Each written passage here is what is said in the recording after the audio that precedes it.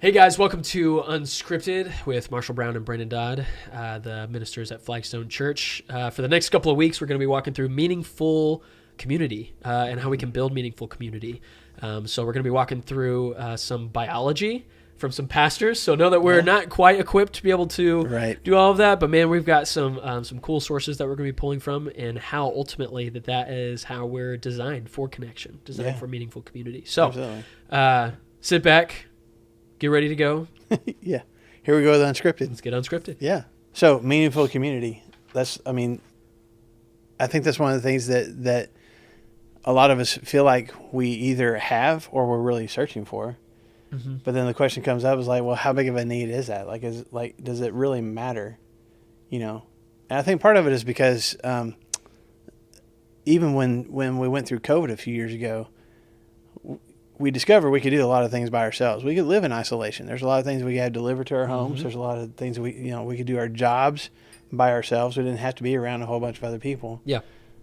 But on the other hand, our culture in general, experienced almost this collective depression, you know, and just I don't know, emotional sickness because we were disconnected, because we were isolated from each other. Yeah, and so what I think you're getting at is that it seems like that there's got to be some kind of a correlation between the connections that we have with other people, the meaningful connections that we have with other people, and that whenever that gets taken away in some aspect, it negatively affects us physically and emotionally and mentally, in lots of different ways. Right. And so I think something that we're going to talk about next week, which I'm really excited about, is the difference between having online friendships and meaningful connections and in person.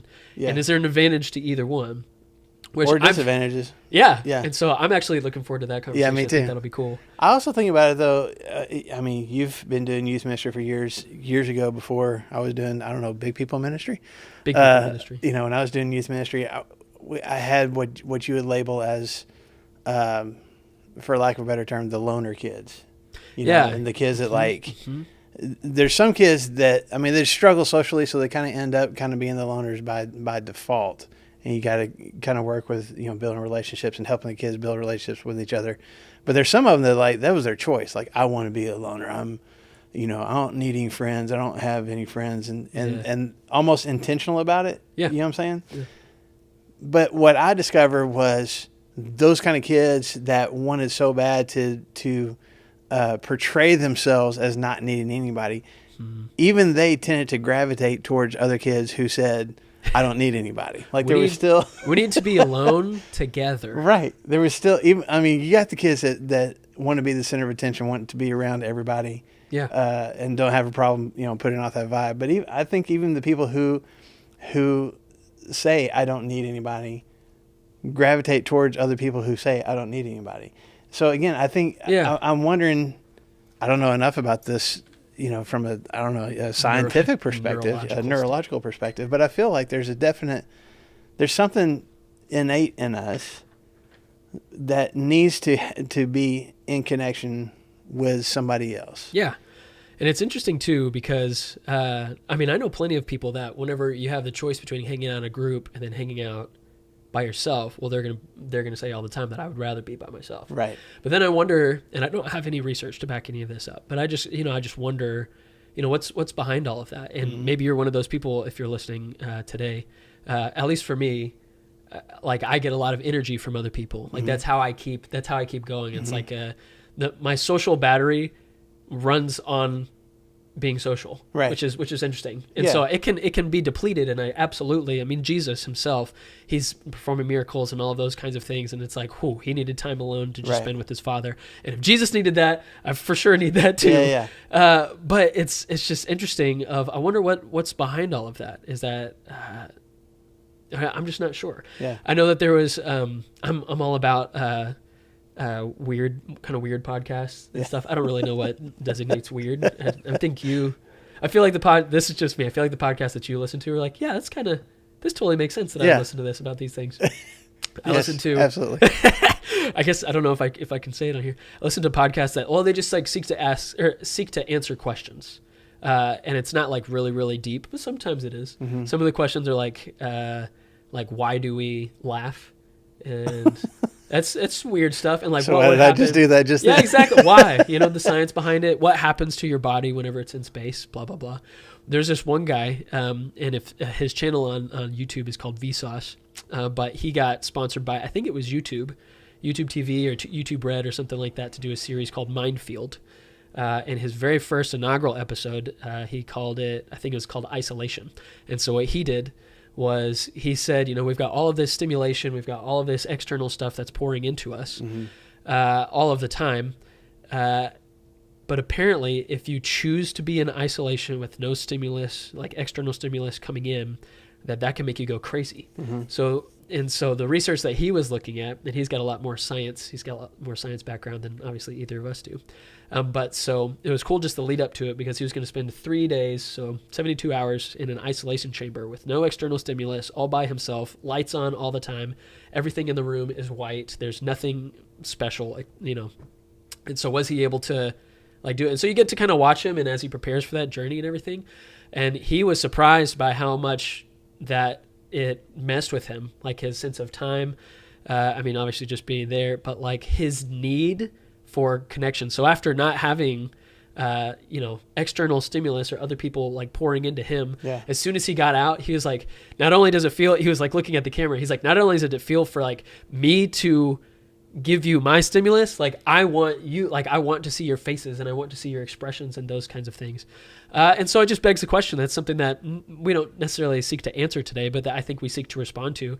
I feel like, I feel like everybody kind of seeks meaningful connection. Are we made to need that? Are we made to like have this connection? Like there's a part of us in the way that we're wired, of that, like we need to have that. And so I don't know, just open-ended question. I know it's an open-ended question, but I think it seems obvious that there's something in our DNA, that craves that has a need for it. I mean, to your point, the guy that you were just talking about that put himself in isolation, I remember last year going with my family to Philadelphia, just, tourist, do all whatever touristy things there were to do in Philadelphia.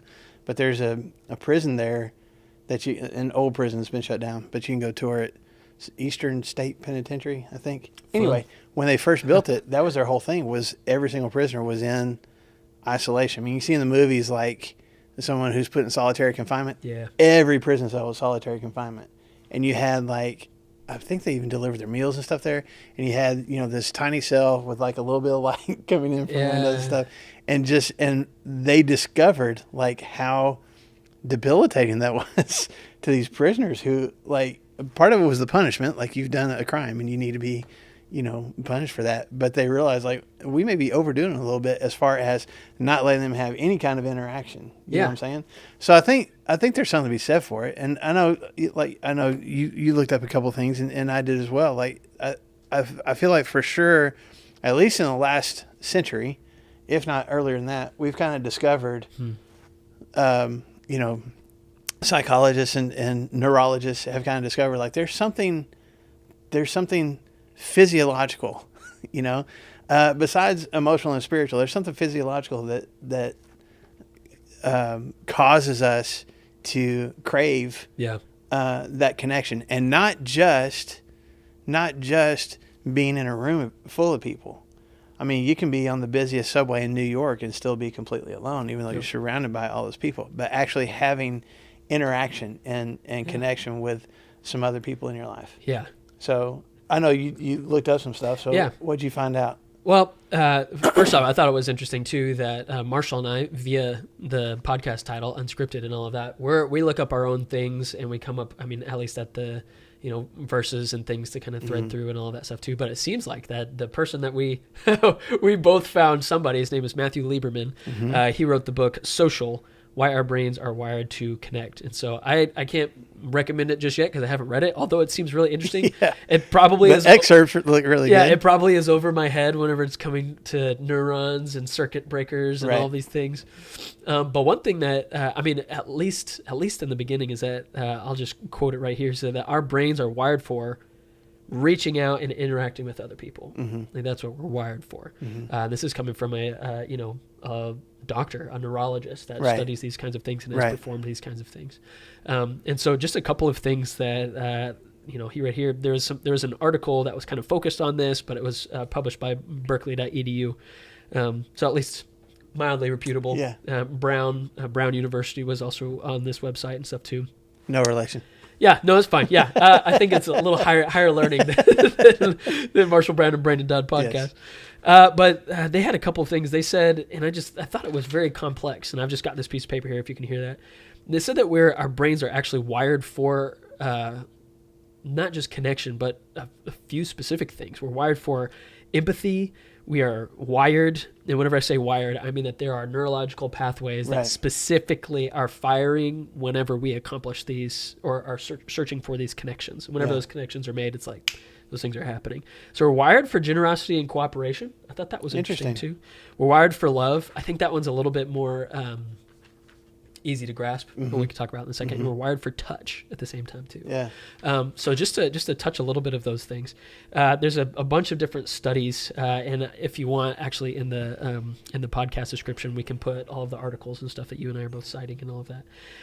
But we're wired for empathy. So there's this neuroscientist named Tor Wager or something. I feel like if his name is Tor, he's not American, but I'm just going to go out there and say, they found whenever they were studying empathy and how our brains are wired for empathy, that there's a particular brain circuit that's dedicated specifically to empathic care. So whenever we see somebody on the side of the road, I'd be like, you've got kids. I've got kids. You see any kid fall down and scrape their knee or bonk their head or something like that, and that wincing, just it's not controllable. That wincing that you feel, you just kind of tighten up a little bit. It's this emphatic. I see and I understand. Yeah. Now I'm just thinking, initially when I see even a video like that, my first instinct is to laugh. Yeah. But then yes, I do the wincing. Laughter immediately, because you're a pastor. Immediately preceding. Yes. No, I'm just kidding. I get what you're saying. I get what you're saying. I have people that send me kids falling. In fact, man, I don't know if you say this on the podcast. You're about to. I'm about to. Yeah. There's a page called Kids Getting Hurt. Yeah. And I found another one besides that too. Okay, we'll add this in the bio and stuff too underneath the. Anyway, it's just it's nothing gravely terrible or something. It's just like you said, that you can chuckle at. But there's a particular circuit. Think of a circuit breaker or something. In our house and everything, or a circuit board that it fires. That whenever we see that we are. It doesn't matter who you are or where you're at in the world or what culture that you're a part of. There's a part of us that says, I connect with you, and there's a part of us that seek to help. Now, obviously, there's levels to. I'm going to run to the kid, and I'm going to take him to his mom, or I'm going to take care of him, and I'm going to meet all his needs, and just the wincing and where's that kid's mom? But there's still this emphatic need for those kinds of things. Yeah. But that particular circuit, it activates and it encourages acts of selflessness and compassion. But I wonder if also. Not having done any of this research, I wonder if the opposite of that is true also, in that if I hope to feel empathy from people when I'm going through something, there's something, same part of the brain that naturally craves, not only reacts to that, but that actually craves that too. I want people, not in a selfish way, but I want to feel like somebody else feels my pain. Yeah. And when I don't have that, I want to have a connection with somebody where I can be empathetic towards whatever they're going through, but the same part of my brain also wants to feel that empathy from them when I'm going through some kind of difficulty too. I would imagine it's the same thing. Yeah. I haven't talked to Dr. Lieberman, but I would imagine it's the same thing. We need to know. I would think that those circuits are similar. I would think so too. The output that we have of empathy is the same circuit that's going off of the input that we hope to receive of empathy as well. That's the connection. If you and I are talking right here, that you and I are both able to say, oh yeah, we both feel that together. And it's a connection that we have just simply through experience. Right. Like I think is interesting too. Yeah. Another thing that they said is that we're wired for generosity and cooperation, which I was like, what the? We're wired to be generous and to cooperate. There's a study, and I don't have the scientists here. There's a study done that it's two people, say you and I. We're not in the same room, but if I'm in charge, I have the opportunity to either it's some kind of a game or something. I can just, if I complete this task on my own, I get $60 and you get no dollars. Okay. Sorry, buddy. But if we complete this task together, then we both get $40. Okay. So if I complete the task on my own, Right. I get $60. Yeah. But if I include you in that, then we both get $40. Yeah. Now, what would be insane would be for me to include you in that. Yeah. Because you're going to get 60 instead of 40. Yeah, I could get 20 more dollars. Yeah. That's a lot, Yeah. right? But what's crazy is that, like, with no other like incentives, if I have the option, supposedly, if I have the option neurologically to include somebody else and get mutual benefit, generosity plus cooperation, that the majority of people chose that option instead of the $60. Yeah. But you can see that play out also. I mean, one of the things, we talk about, okay, just from a church perspective, when people want to be a part of a particular church family, they're more inclined to go to one where they feel like they can be included. Hey, we're working on something together. I'm not just sitting and consuming and walking away. I mean, some people want that, but a lot of people, they really want to be connected to a church family of some kind. They want to feel like we're in this together. Not just I'm receiving empathy and care from this church, but I'm locking arms with this church, and we are actually doing something, accomplishing something together. But I think you see that in workplaces too. I think that, like, people who want to be a part of a particular, like, I'm at this job, but I want to move to this job. Well, why is the reason? Sometimes it's salary and those kind of things, but a lot of times it's the culture. Do I feel like I'm part of a team where we're accomplishing something together, or am I just, grinding it out? Yeah, I might be a part of a team, but it's really about me, and accomplishing, what I need to accomplish, either so that I don't get fired or that I get more money. And people will even walk away from maybe a higher paying job because of the culture of, we're working in this together. Yeah. Does that make sense? Yeah. It seems like there's options where, you know what, I can just forsake all teamwork. Yeah. Because I know that I can get it done more efficiently and in all the ways. Yeah. And this project will be done.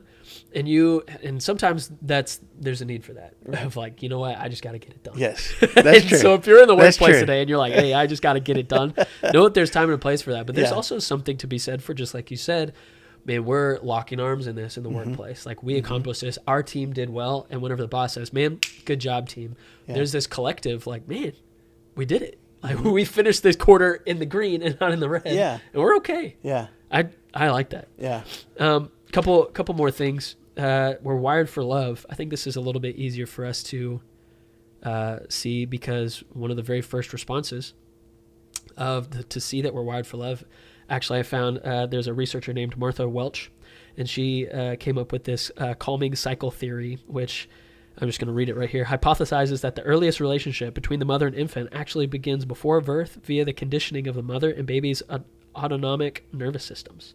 So while the baby is in utero, there is a connection that's being formed where their heartbeats can sync up, and chemical balancing that is happening right there, that after the baby is born, actually they work together in, which is so cool. This is why Morgan could calm my son so much easier than I could, at least in the beginning, because there is this emotional bond, this oxytocin bond and stuff too, that whenever the baby is in distress, that being physically close and physically touching or breastfeeding or something like that, there's something that's happening physiologically that's connecting them that has to do with love. And that's not learned. That's just something that's happening. Right. I think, so if I can go a little bit different, psychological person, I mean, I don't know, the one psychology class that I took in college, I learned about this, but my wife knows a whole lot more about this kind of stuff because she has lots of degrees and she teaches some of this kind of stuff. She's smart. Yeah. But I know this guy, Maslow, back in the 1900s created, created the hierarchy of needs. Yeah. So if you ever seen a picture of it, it's like a pyramid, and like you start out with your basic needs and you kind of move up to these different levels as you move towards like a fully emotionally healthy and fully functioning human being. And so the first level, especially when you start out, like newborns and stuff, but you have physiological needs. So I have to have food, I have to have oxygen, I have to have water, those kind of things. The next level is I have to have shelter, and not just like I have to have a roof over my head, but I need to feel secure. I need to feel safe. So those are my two, and those are kind of connected because it's a physical need. If I don't have food, water, and air, and if I don't have some place to protect myself, like things are going to go bad. Yeah. All of the other stuff fades away to make sure that you have that. Yeah. But then the very next need, and you get way on up to where you're getting like self-esteem and that kind of stuff. But the very next need after your physiological and safety and shelter is I need to have a sense of love and belonging and connection. Like it is, like Maslow said, that is one of the basic needs that all human beings have. And if I get stuck in a level where I don't have that, or if I get to a place in life where I don't have that, it impacts just how I function as a human being. Just my own physical health, my own mental health is affected by that if that particular need is not being met. And it starts, supposed to start in childhood, where you feel connected to the people that you're in a family with. You feel like there's a sense of belonging, but the need doesn't go away. Like I grew out of childhood to adulthood. Obviously, I still need oxygen, water, and food. Like the need doesn't go away, and it may be met on a different level when I'm a kid, but the need never goes away. So think about like how important it is, according to Maslow, like right after making sure that I've got some kind of protection from the elements and some kind of food and water, the very next need that I have is connection, belonging. And going back to what we were talking about, when we first started this conversation, like that is part of my DNA. That is part of what I'm wired for. And if that need is not being met, there's a basic part of what makes me that is missing. Yeah. So this is in the 1900s. Yeah. Well, in 1940s, I mean, it's... Yeah, so just shy of 100 about 80 years. Years ago, yeah. So this guy that we've been talking about, Matthew Lieberman, at least we're quoting him a lot. I really hope he's a reputable source. He seems to be reputable, at least from the things that we've seen. Yeah. He actually said, he points to research that showed that, just to like triple down on that point, that having social connection is just as important to health outcomes as not smoking. That's crazy. Which I feel like I've heard that before, but man. Yeah. Like that's, if we are...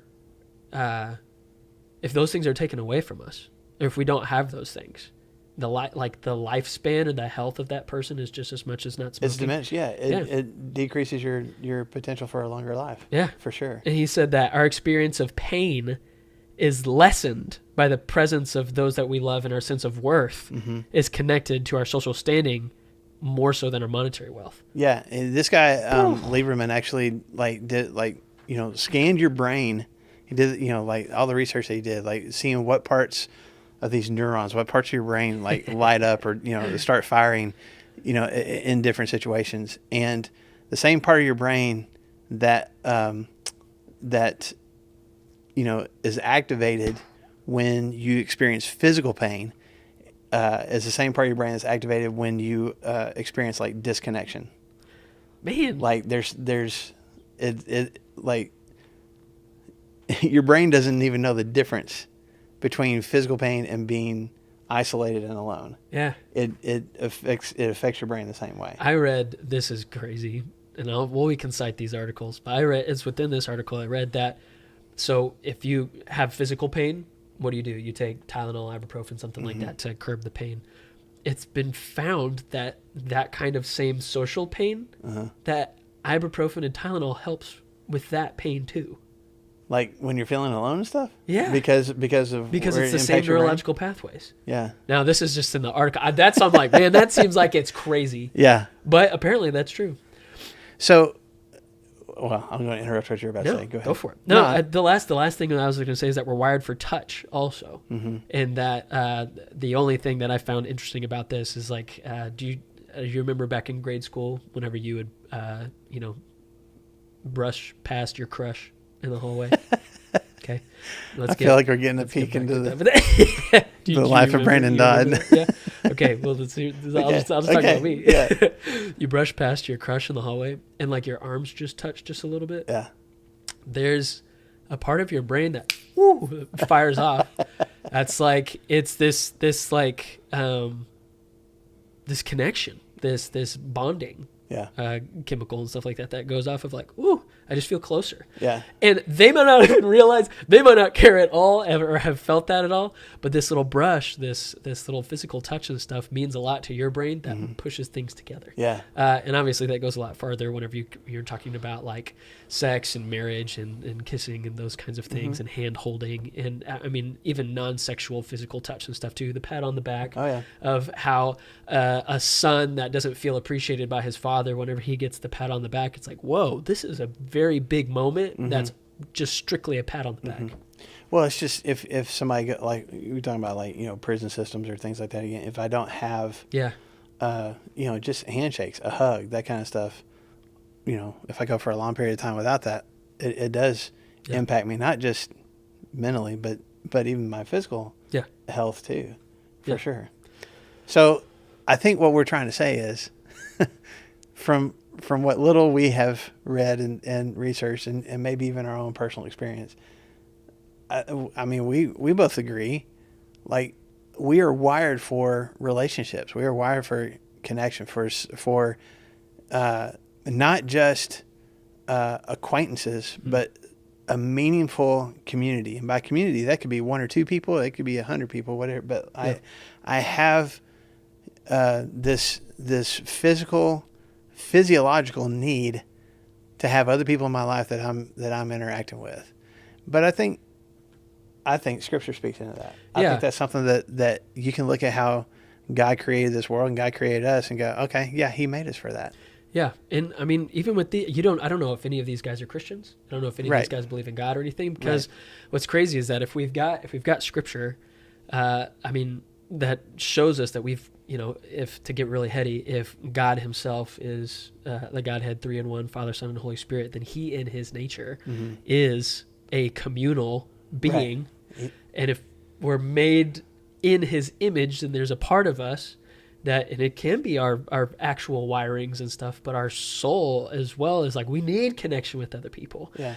But so we've known that as Christians for a really long time, or as people that, believe in Scripture and believe in the Bible and all that. But you can kind of go two ways of like, oh yeah, well, I knew that we're social creatures, and that's just because we've evolved into social creatures. And so we've got these parts of our brain that fire off and stuff like that, because it's a survival instinct and stuff, and this evolution and everything too. But what's cool is that if we're God-fearing people, that we can look at that and be like, yeah, that's just the way that God designed us. Right. He designed us to be in community. But Scripture even says that's how God designed us. I mean, if you go to the story of creation in Genesis chapters 1 and 2, like, God creates everything. God creates the heavens, the earth, the light, the planets, the animals, the trees, the flowers, all those kind of things. But in Genesis chapter 2, when it talks about how all these other animals had a mate, and Adam, the first man, didn't have one. And so God created Eve. God created this woman. And you can look at that and go, well, it's just, Adam didn't have anybody to procreate with, so God made Eve. And that's not all there is to it. Because if you look there in Genesis chapter 2, the words are, God looked and said, it's not good for man to be alone. It doesn't say it's not good for man to have nobody to have sex with. That's not why God created Eve.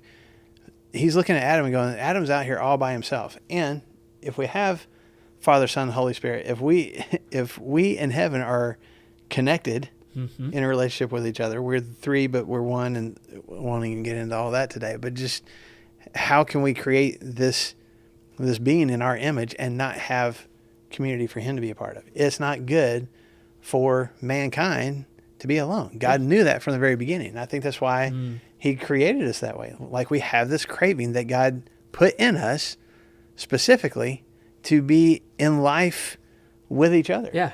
And to just be super clear and stuff too, he made Eve as a mate, as a suitable helper. The real the scriptures for helper and all of that are like an opposite to him. Right. Somebody that's just filling in the gaps. The same that's opposite. Yeah. Which is super, super interesting and fascinating. But apparently the animals weren't enough. And so what we're not saying is that everybody has to get married. You have to find your mate and stuff too. No. It's about connection. But we need people in our lives. Yeah. I had one of my favorite pastors, Ben Stewart, he said a long time ago, and I've totally said it without quoting him, so I want to do that. He's like, there's just something different about watching a sunset with Fido and watching sunset with a human being. Yeah. There's something more fulfilling about that. And something that meets our needs socially. Yeah. And so I think that we need to have that. Yeah. Well, and you go centuries later, the wisest man that ever lived, Solomon, writes this book in the Bible called Ecclesiastes. In the middle of, and by the way, when he writes Ecclesiastes, he's kind of at the end of his life, and he's kind of going. It feels like he's going through depression. He's going through some crisis. He had everything. He had all the power, all the money, all the women, just everything that we say we would want out of life. He had it, and he's like, man, this sucks. Like, I'm still feeling empty. In the middle of him kind of processing through all that, he says in Ecclesiastes chapter 4, he says it 2 or 3 ways. Like, 2 is better than 1. A cord of 3 strands is not quickly broken. But he has this one part as he's describing that. He's like, if somebody falls down, they got somebody with them, that person can help them up. I feel sorry for the man who falls down and has no one to help him up. What's he saying? We need people in our lives, not just to feel empathy, but we need that, and to help us up. After when something goes wrong, I need somebody in my life to help me through that. When I'm trying to accomplish something, I need somebody in my life to help me do that. It just goes better when I've got somebody with me. I've never seen the show Alone. Have you seen the show Alone? No. But I've heard lots of things about it. And the whole premise of the show is they take these people and send them out in the wilderness and see how long you can survive out there by yourself.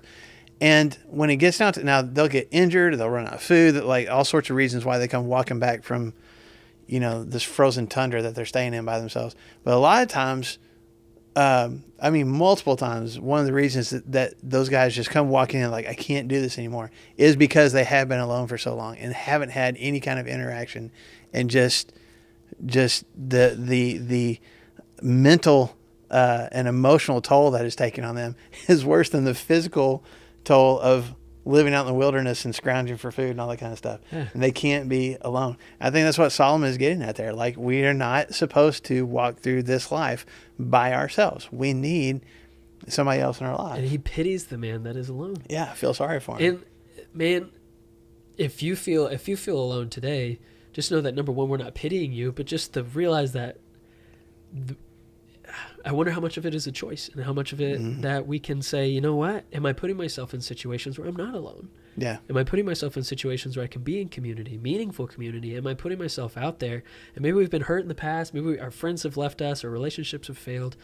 But man, to be alone, just with no people to pick you up when you're down, man, whenever you're going through stuff, that stinks. Yeah.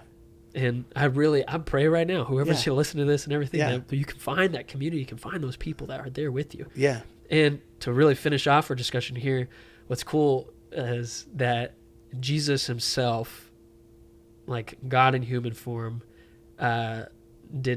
which he could totally be isolated and have all of his needs met and something like that. But something about the human Jesus, the physiological, biological Jesus, needed community too. Yeah. Yeah. Matter of fact, one of the things I was telling Brandon about ahead of time, like, before Jesus went to the cross, when he's in the garden and he knows what's getting ready to happen, he's getting ready to be arrested. He's going to go through this trial. He's going to go through this torture. He's going to die. He already knows that's going to happen. And he goes, kind of off by himself. But even in that moment, when there's nobody else who's going to experience what he's going to experience except for him, he still takes his buddies with him. He still takes these 3 guys and is like, I need you guys here with me. And even when he goes off a little further away from them to pray, and he comes back and they're asleep, this part of him is like, what the heck, man? And it's a peek into, as you said, the human side of Jesus. Like, I want to know someone is suffering here with me. I know you guys can't experience what I'm experiencing, but I want to know that you feel it and that you're here with me in it. And so, to your point, just the fact that, I don't know whoever's watching this where you are in your faith, if you even have any faith at all. Just know that we believe we have a Savior who knows what it's like both to be alone and to search for that community and to rely on that community of people. Because that was a need of his, and he recognizes the difficulty in not having that, and he wants something better than that. He wants something better than loneliness for you. He wants you to have that community. He wants you to have those relationships and that connection. Right. So that's pretty much we're designed. Yeah. We believe we're designed for connection. So then the question is this, and this is what we're going to talk about next week. The question is, what does that healthy what is a healthy connection, a meaningful connection? What does that look like? And then specifically, I think you and I are kind of nuancing that conversation of like, well, I've got lots of friends online, or I've got lots of people that have deep, intimate friendships with people that they've never met before. Yeah. So at least never been in the same physical room with. Yeah. And so what does that look like to have a meaningful community connection with other people? Yeah. So we'll talk about that next time. Anyway, thank you guys for your time today, and we'll see y'all next week.